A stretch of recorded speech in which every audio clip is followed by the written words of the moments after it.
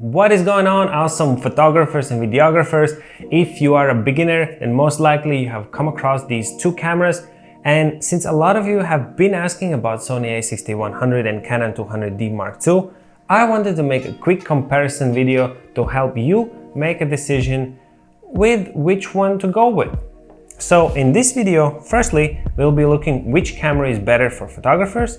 In the second part, which one is better for videographers. And in the last part, the overall evaluation. Sensor size is the same for both cameras at approximately 24 megapixels. Image sizes, white balance capabilities, exposure compensation, shutter speeds, all is roughly the same and is not worth mentioning. But the main difference between these two cameras are in the autofocus and viewfinder. Sony has a fast hybrid autofocus, meaning it has phase detection and contrast detection autofocus with 425 points versus only 9 points on Canon.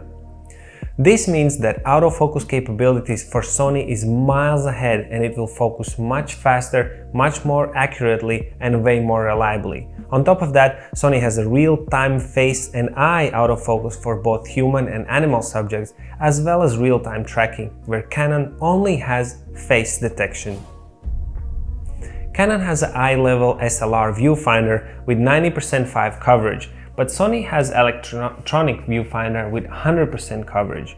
The view in the viewfinder is better looking in Canon camera since it's literally reflecting the environment in front of you, but gives you 95% coverage. In Sony, you have an electronic viewfinder. The image is digital, so the quality depends on how good this small viewfinder screen is. For this model, the quality is quite good, and upside is that it gives you the 100% coverage and allows you to save lots of space on the camera. One last thing, continuous shooting speed.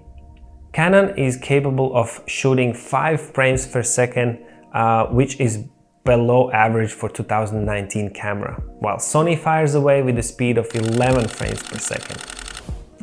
In my opinion, Sony clearly wins the hearts of photographers, mainly because of the autofocus.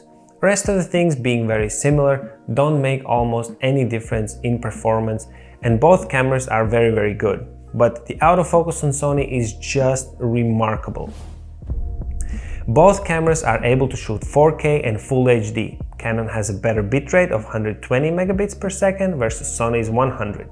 However, Sony excels in slow motion. Sony is able to shoot 120 frames per second in Full HD, giving you those awesome slow-mo B-rolls, where Canon shoots only 60 frames per second. The screens are different on each camera, however, both are made for vlogging.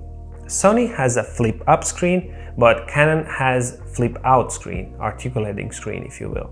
I personally think that Canon's screen is more convenient as you can use it in more ways than Sony's. Besides, when attaching external microphone on top, Sony's screen will be partially covered, so you will need to get a little device like this that allows you to place the microphone on the side.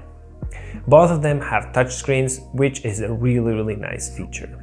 Also, both cameras have external microphone ports, so you can add your shotgun mic on top easily. None of the cameras have picture profiles, S-Log2 or Cine 4 like Sony A6300 has, for example, but you can survive without it quite easily, so it's not a big downside. Sony is not a clear winner in this section, mainly because of Canon's screen that is, in my opinion, better. However, I would still choose Sony because of the 120 frames per second. That for me makes all the difference. Besides, the awesome Sony's autofocus capabilities applies not only to photos but also to videos, which in the end makes the Sony A61 a clear winner.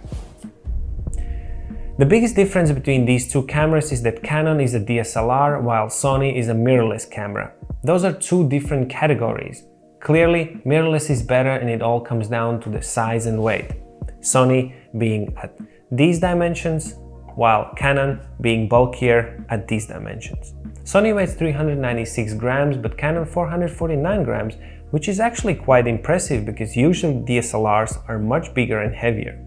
Besides that, DSLRs being still extremely popular is a dying breed, and soon mirrorless will take over completely, meaning more new lenses and cameras will be produced for mirrorless world, where DSLRs will eventually get discontinued.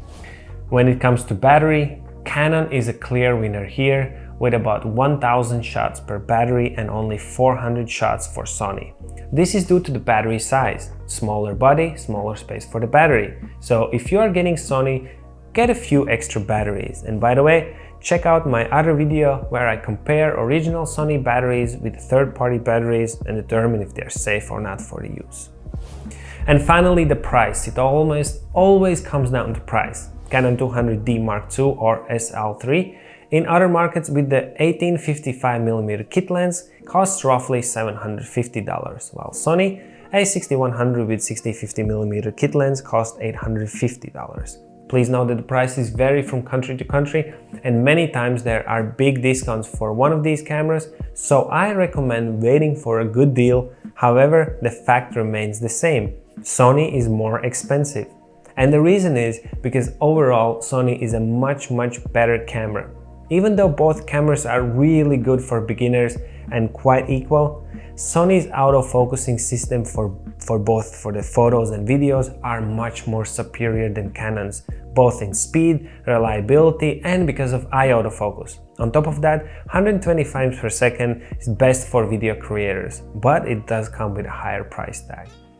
But whatever you choose, it will do the job, so don't worry about too much, and hopefully this brief overview helps you out a bit. I see you in the next video.